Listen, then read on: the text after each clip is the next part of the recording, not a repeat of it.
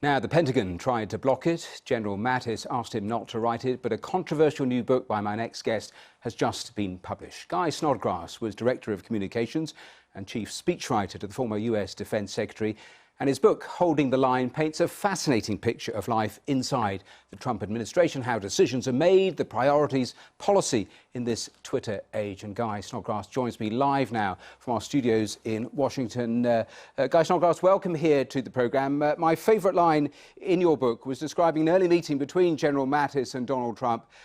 You were saying that Mattis was playing a game of chess against a president fixated with rock, paper, scissors.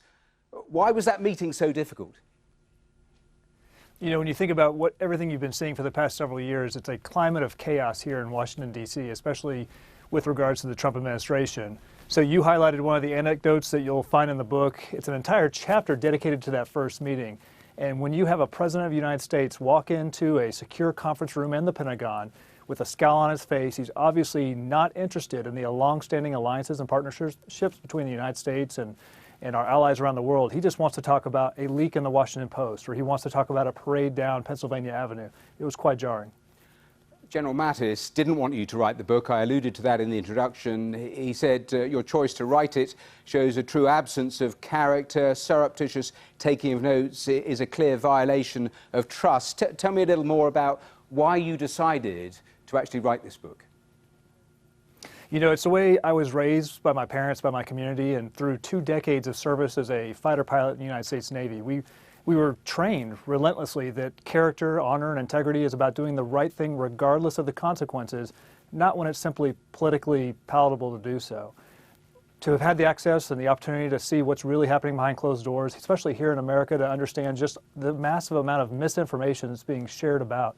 It felt like just a continuation of my service to take what I had experienced firsthand and to allow Americans and others around the world to make their own assessment from what I saw. I was intrigued by one story because General Mattis tells the story of capturing a terrorist who tried to kill him in a roadside bomb, and then that terrorist saying to him, do you think if I'm really good at Guantanamo, they'll let me move to America when I'm released? Now, General Mattis thought that underlined the US power to intimidate through the military, but also the power to inspire. Now, do you think Donald Trump actually understands exactly that dynamic, that equation?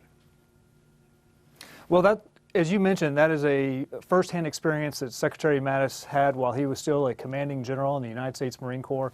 I think what this president and what this administration currently lack is the understanding of the depth of the relationships that America has spent decades and in some cases hundreds of years to build with our allies and partners around the world. Of course, Britain being the only nation that we say we have a special relationship with. So to suddenly undermine those relationships with spurious tweets or with coming into Brussels at the NATO ministerial and threatening our allies and partners and not working in cooperation with them is something that is certainly alarming to us on this side of the Atlantic, and I suspect it is for your viewers as well.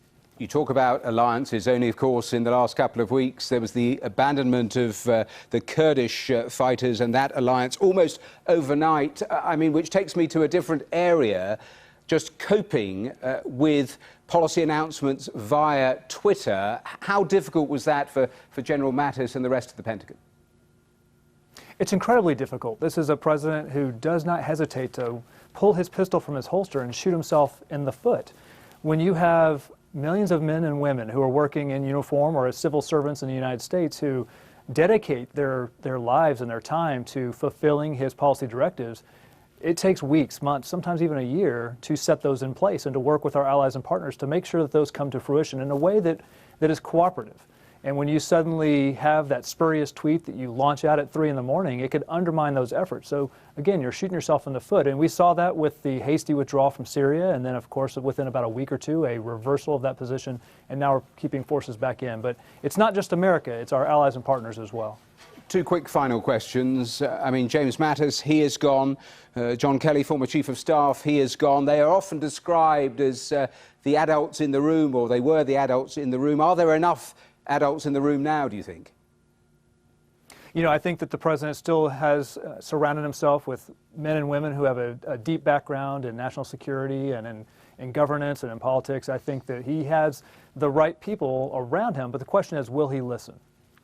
Just a final quick thought. I mean, we're 3 years in. You talked about his approach to allies, his approach to foreign policy, his approach to threats. Do you think now we are in a safer or more dangerous position? I don't think it's lost on anyone that if you look at what's happening with NATO and Russia on the eastern flank, you have China in the Indo-Pacific, along with, of course, Russia in the Indo-Pacific and North Korea. There's a lot of threats facing not only America, but our allies and partners around the world, and it's something that takes constant vigilance. And underpinning all of that is the continual war on terror. That's something that all of us have to be concerned about as we move forward. Well, Guy Snodgrass there in our Washington studios, thanks for joining us on today's programme. Thanks for your time.